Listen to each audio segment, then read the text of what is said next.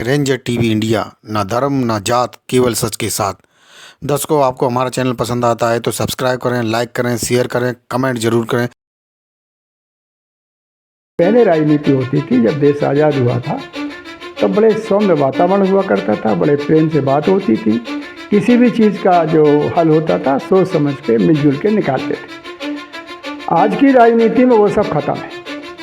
कांशीराम जी ने जिस तरह से बहुजन समाज को इकट्ठा किया था वो सबके सामने है, पूरा देश जानता है। देश नहीं, मैं कह रहा हूँ विदेशों में इसकी चर्चा है।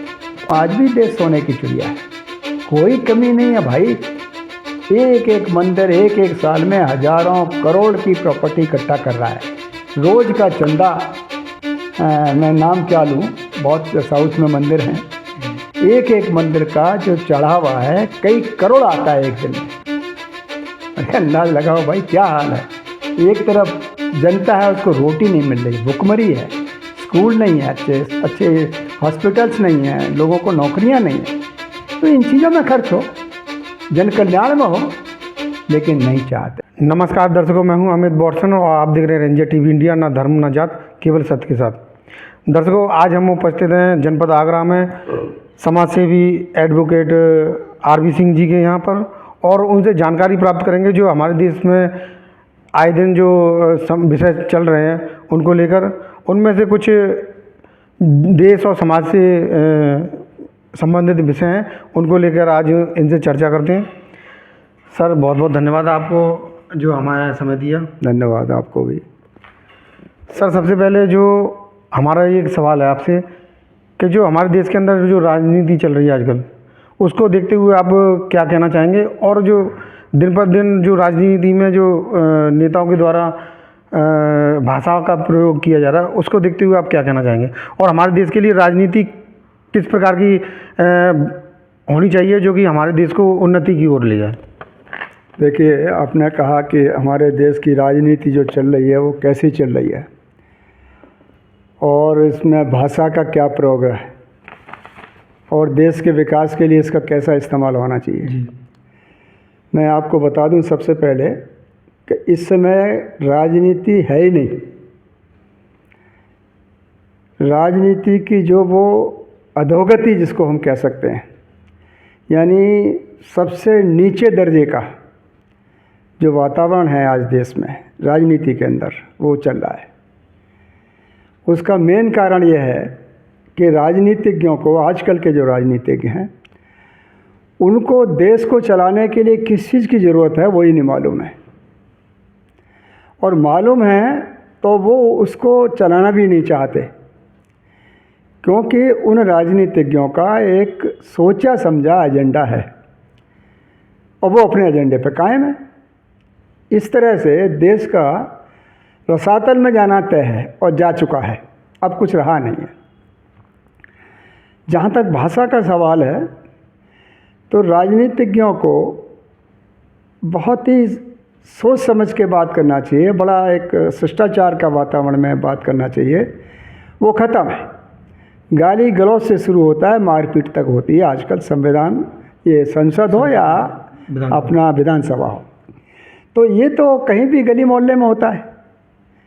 तो राजनीतिज्ञों को वहाँ जाने की क्या जरूरत है, गली मोहल्ले में काम करना यही। वहाँ पर पहले राजनीति होती थी जब देश आज़ाद हुआ था, तब बड़े सौम्य वातावरण हुआ करता था, बड़े प्रेम से बात होती थी।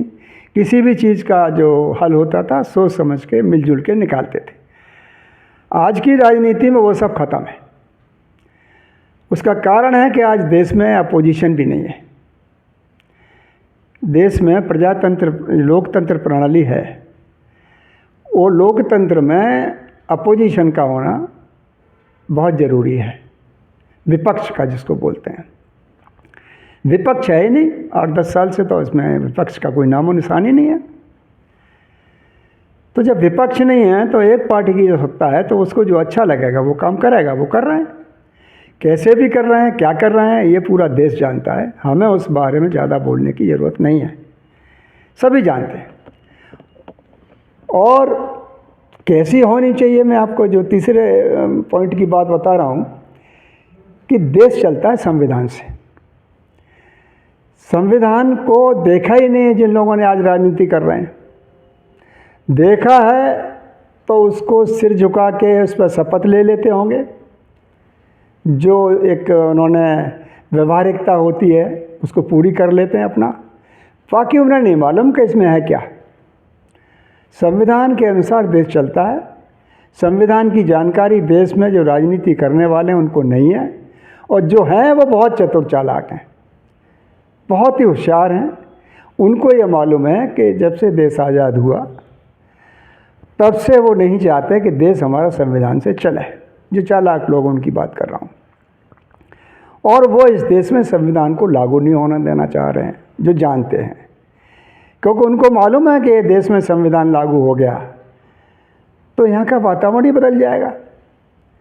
और जो जानकार लोग, उन्हीं की बात कर रहा हूँ खासकर, उनको अपना एक एजेंडा चलाना है।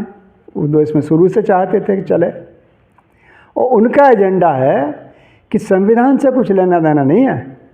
हमारा देश, भारत देश, बहुत पुरानी ज़मीन रही है साधु संतों की, ऋषियों की, उसी पर चलना चाहिए, उसी में फ़ायदा है। वो ये उनकी मनोदशा है। तो हमारा देश इस तरह से चल रहा है, जो कि देश को चलाने वाला एक ग्रंथ होता है संविधान, जिस पर चलना चाहिए, उसका कोई नामो निशान नहीं है। उसको मिट्टी में मिला दिया गया है आज, और बहुत ही बुरी हालत है। मैं उसको आपको वर्णन नहीं करना चाहता। उसकी जगह जो उनको अच्छा लग रहा है, जिनका शासन सत्ता है, उसको वो अपने हिसाब से चला रहे हैं, और उन्हें संविधान की ज़रूरत नहीं है। अगर इन्हें संविधान का जरा भी ज्ञान होता तो पिछले बार जब नया संसद बना, उसका उद्घाटन किस तरह से हुआ पूरा देश जानता है।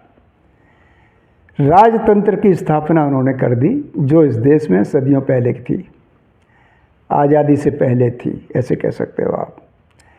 तो कहने का मेरा मतलब यह है कि आज देश में जो राजनीति है वो राजनीति नहीं है। आज देश में तानाशाही कह सकते हो आप उसको, डेमोक्रेसी नहीं है, लोकतंत्र नहीं है, बिल्कुल नहीं है। लोकतंत्र में हर आदमी को जीवन जीने का अधिकार होता है, अपने हिसाब से चले, उसको आदर मिले, दूसरों का आदर करे, देश की तरक्की हो, ये होता है। खाना पीना, जहाँ बैठे जहाँ जाए, बराबरी का, समता का वातावरण हो, व्यवहार हो, ये होता है अपना लोकतंत्र का मतलब। ये नहीं है। आज लोकतंत्र में इसकी जगह गैर बराबरी है, ऊंच नीच है। जो देश में पुरानी इसकी जो कहानी है ऊंच नीच जातिवाद वाली, वो आज भी कायम है। सर, अब हमारा अगला सवाल आपसे ये है कि जो हमारे देश में आवाज़ें उठ रही हैं जातिगत जनगणना के लिए, इसकी कितनी ज़रूरत है हमारे देश को, और जातिगत जनगणना करने के बाद में हमारे देश की आने वाली समय में क्या स्थिति होगी? देखिए, आपने बहुत पर्टिनेंट क्वेश्चन रख दिया है, यानी बहुत ही मौलिक सवाल पूछा है जातिगत जनगणना का। 1931 में हुई थी एक जाति जनगणना। उसके आंकड़े थे देश आज़ाद हुआ उससे पहले, और वो जातिवार थे। उसके बाद में नहीं हुए। बाद में जनगणना जो हुई हैं वो लेटेस्ट अगर आपको बताऊं मैं, उसके बाद तो बीच बीच में हुआ है, लेकिन सर्वे टाइप हुआ है, और 2011 में भी हुई है लेटेस्ट।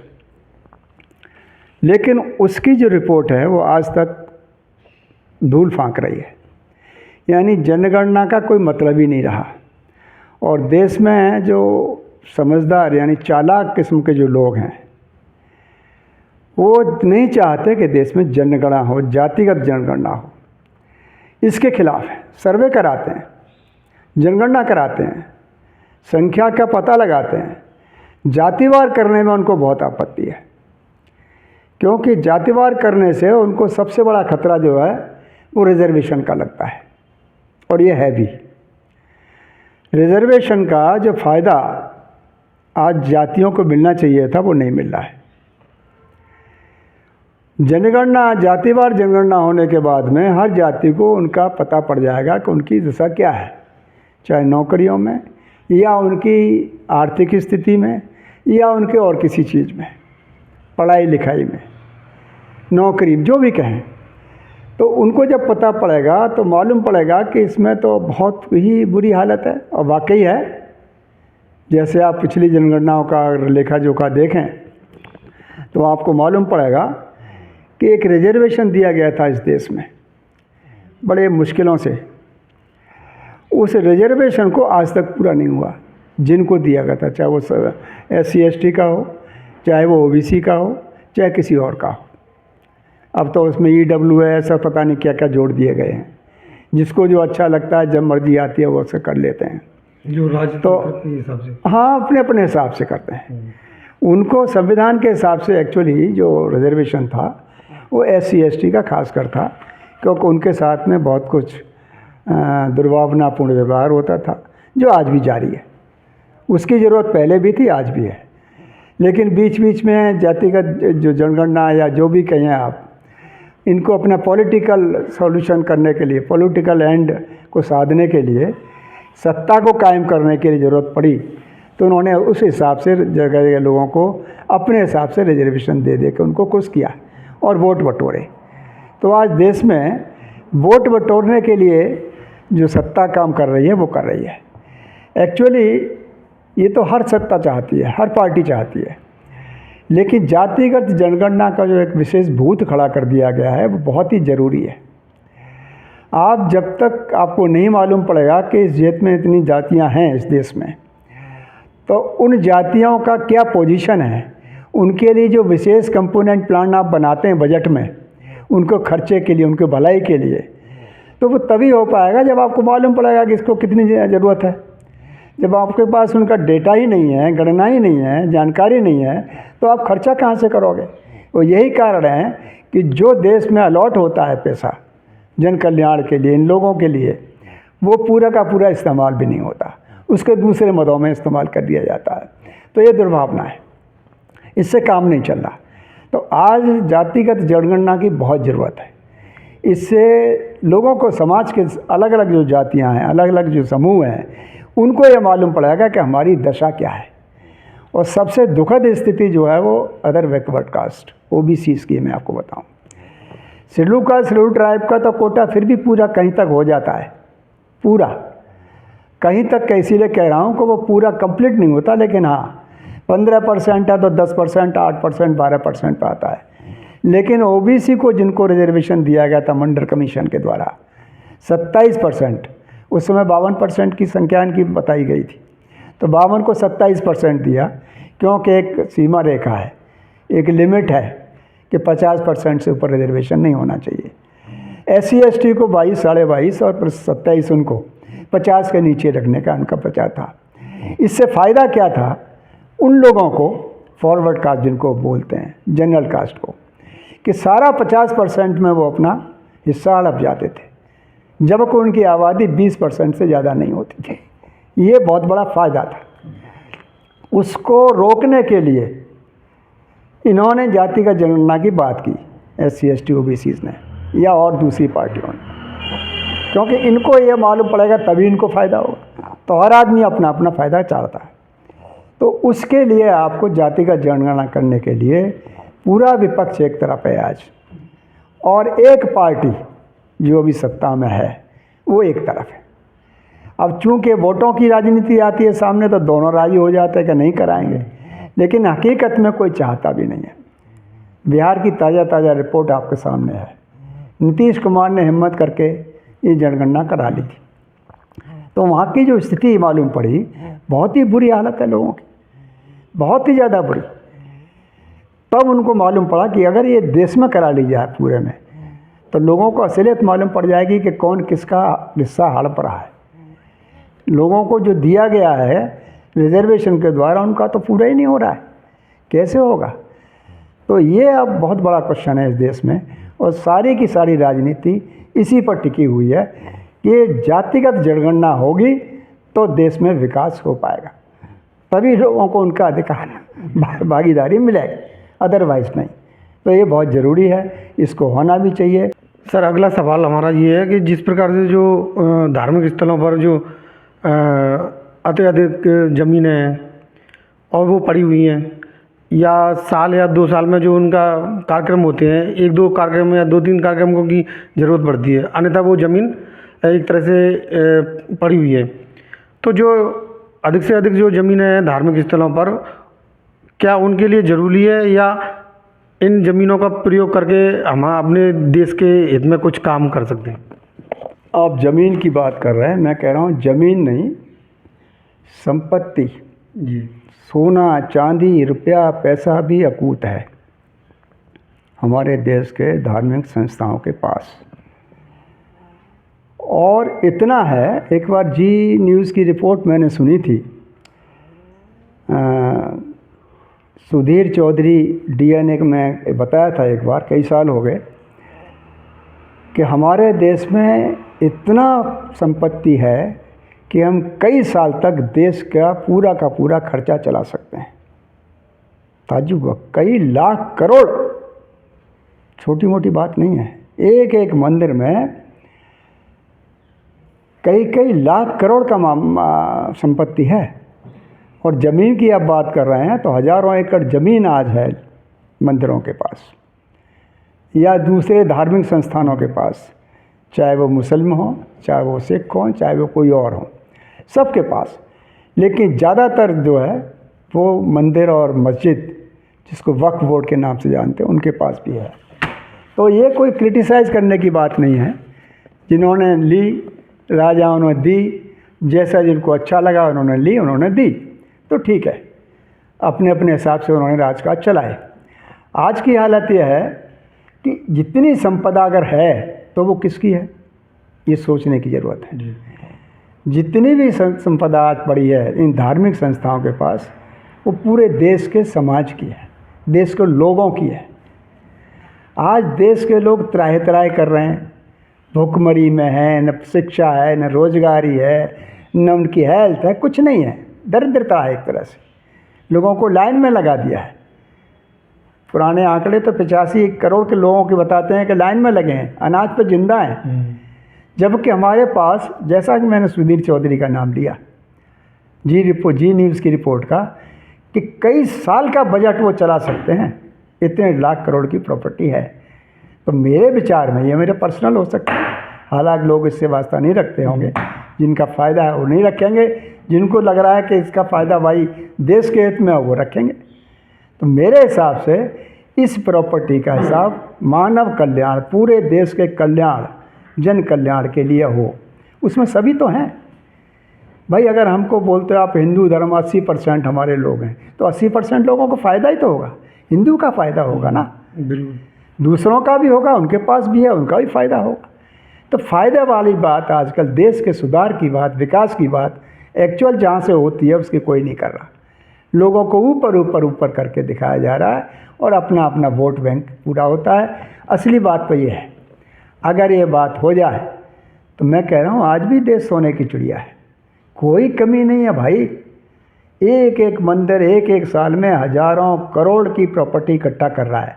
रोज़ का चंदा, मैं नाम क्या लूँ, बहुत साउथ में मंदिर हैं, एक एक मंदिर का जो चढ़ावा है कई करोड़ आता है एक दिन में। अरे अंदाज़ लगाओ भाई क्या हाल है। एक तरफ जनता है, उसको रोटी नहीं मिल रही, भुखमरी है, स्कूल नहीं है, अच्छे हॉस्पिटल्स नहीं हैं, लोगों को नौकरियां नहीं हैं। तो इन चीज़ों में खर्च हो, जन कल्याण में हो, लेकिन नहीं चाहते। सत्ताधारी लोग कभी नहीं चाहेंगे कि ये चीज़ जन कल्याण में हो। उन्होंने एक बहुत बढ़िया स्टैंड पकड़ा हुआ है कि साहब ये जो धार्मिक स्थल हैं तो ट्रस्ट हैं, ये तो एक प्रॉपर्टी है एक इंडिविजुअल की, व्यक्ति की, उसको आप कैसे ले सकते हैं। अरे भाई कौन ले रहा है, जनता ही लेना चाह रही है, कोई इंडिविजुअल एक आदमी थोड़ी ना ले रहा है इस प्रॉपर्टी को। तो जनता ही लेना चाह रही, जनता कह रही है तो उसके हिसाब में ही इस्तेमाल करो, ये तो बहुत क्लियर है। लेकिन नहीं, वो फिर कायदे कानून में घुस जाते हैं कि नहीं ये व्यक्ति की पूंजी है, आप इसको नहीं ले सकते, ये भगवान के नाम है, भगवान से आप कैसे छीन सकते हैं। उनका स्टैंड अपनी जगह सही हो सकता है, लेकिन ये देश के हित को जब ध्यान में रखोगे तो भगवान और देश का हित और जनता का हित, इसमें से आपको सोचना पड़ेगा कि आप करना क्या चाहते हैं। ये एक ऐसा पॉइंट है जिसमें लोगों को सर्वसम्मति इसका हल निकालना चाहिए। और वाकई देश को विकासशील बनाना चाहते हो, विकसित बनाना चाहते हो, तो आपको सोच में भी फ़र्क लाना पड़ेगा। अगर ईश्वर या भगवान इतने ही आपको इम्पोर्टेंस देते हो तो आए दिन बीमारियां, महामारियां, क्या क्या हो रहा है, कोई किसी की हेल्प नहीं हो रही। सर अगला सवाल ये है कि जो हमारे देश में समाज जो बिखरा हुआ है और उस बिखरेपन की वजह से हमारा देश जो गर्त में जा रहा है, तो इस बिखराव को किस प्रकार से हम एक कर सकते हैं और देश के हित के जो उन्नति की ओर या विकास की ओर कैसे बढ़ सकते हैं? नहीं, आपका सवाल मेरे ख्याल से बहुजन समाज से है। जी जी। जहाँ तक मैं समझ पा रहा हूँ, तो बहुजन समाज की जो परिकल्पना थी वो कांशीराम जी ने सामने लाए थे। कांशीराम जी ने जिस तरह से बहुजन समाज को इकट्ठा किया था वो सबके सामने है, पूरा देश जानता है। देश नहीं, मैं कह रहा हूँ विदेशों में भी इसकी चर्चा है। तो उन्होंने तो इस समाज को, बिखरे हुए समाज को इकट्ठा कर दिया था। लेकिन इस चीज़ को जो समझदार समाज है, जो एक दूसरा ग्रुप है बहुजन समाज का, हितैषी नहीं है, लोग दुश्मन बोल देते हैं उसको, मैं दुश्मन नहीं बोलता, लेकिन हाँ उनका अपोजिट ज़रूर है, उनका विरोध में ज़रूर है। उन्होंने जब देखा कि कांशीराम जी ने इन समाज को इकट्ठा करके एक सत्ता हासिल कर ली एक देश में, एक प्रदेश में, तो उन्होंने इस पूरी की पूरी जो बहुजन फिलॉसफी थी उसको हाईजैक कर लिया।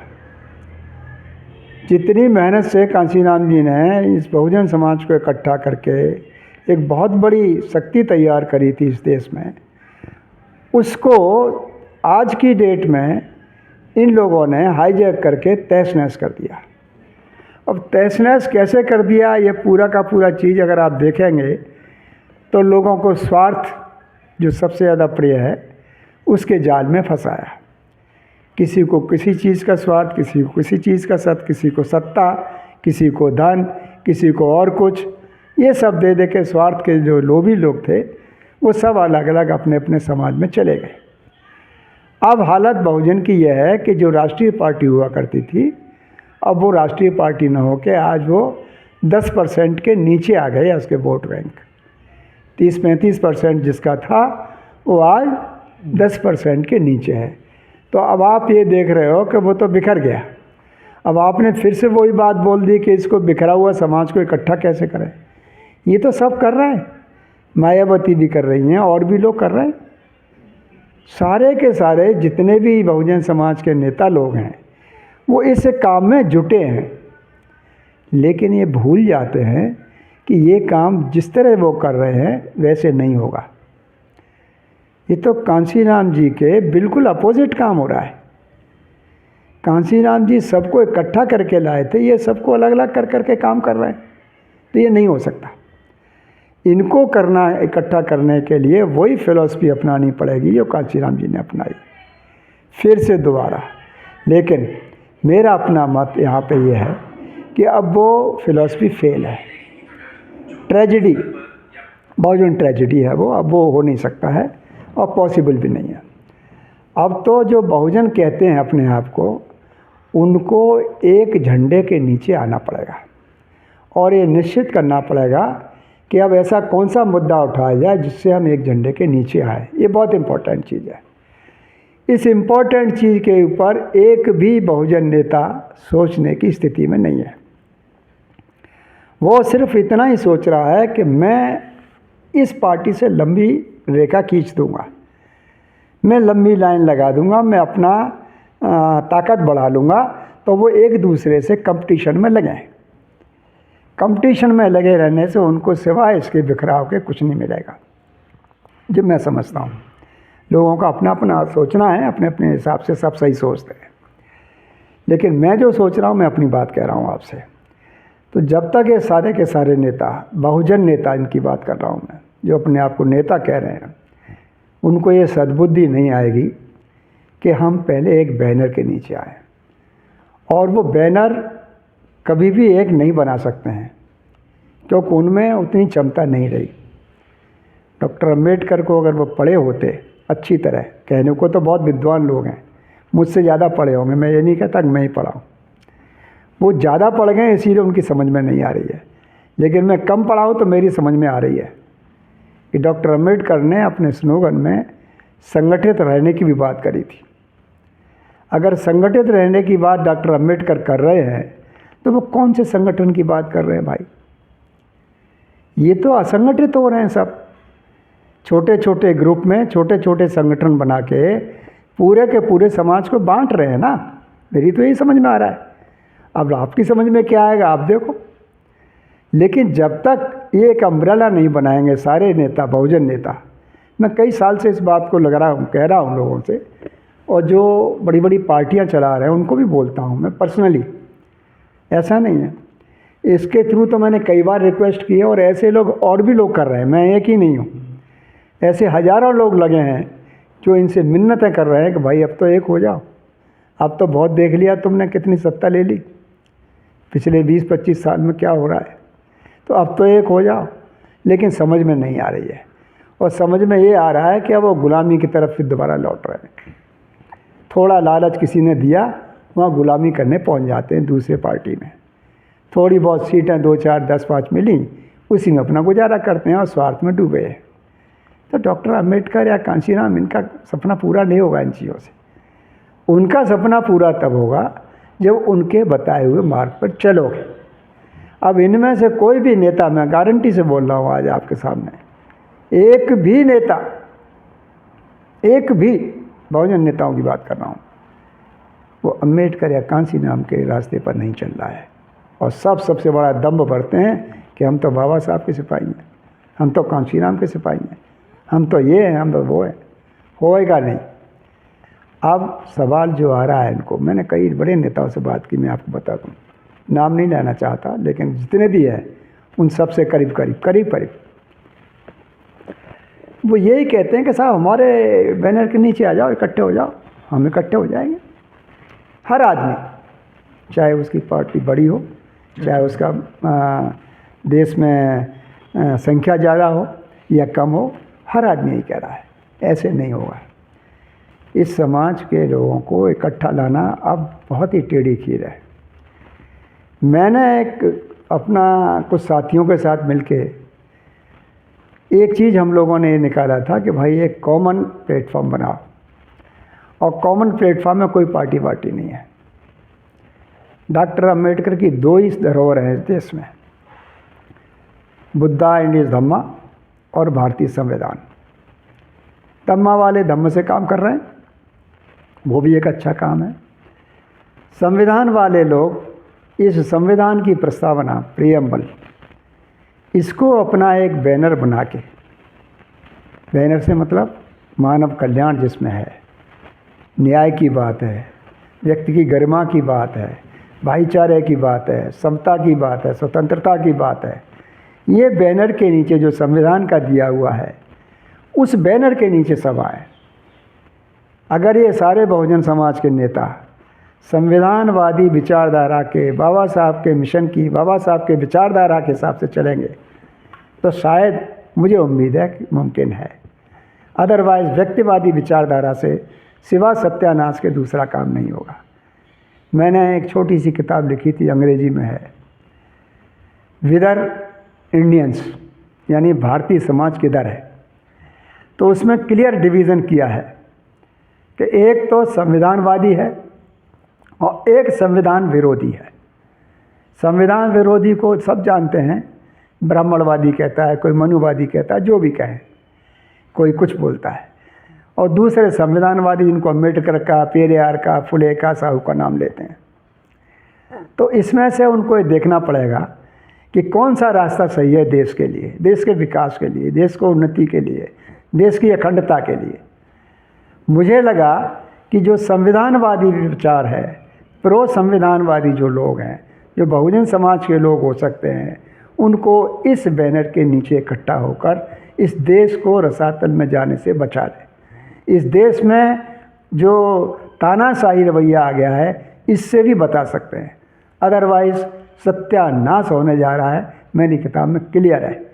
अगर ये नहीं करते हैं बहुजन समाज के लोग, बहुजन के नेता, तो देश रसातल में डिवेस्टेशन, यानी वो उनकी विखंडन दुर्गति हो रही है, और हो रही है, दिख रही है और होगा।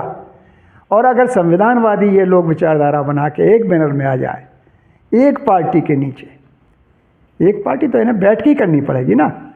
जब कुछ हासिल करना है, देश के बारे में बात कर रहे हो, तो कोई घर की थोड़ी बात कर रहे हो, तो आपको बैठना पड़ेगा देश के चुने लोग। तो आज की न्यूज़ आपको पसंद आए तो लाइक करें, शेयर करें, कमेंट करें, सब्सक्राइब जरूर करें, जिससे कि हमारा चैनल आगे बढ़ सके और हम अपने देश और देशवासियों की सेवा कर सकें। इसी के साथ फिर मुलाकात होगी, तब तक के लिए आपसे विदा लेते हैं। नमस्कार।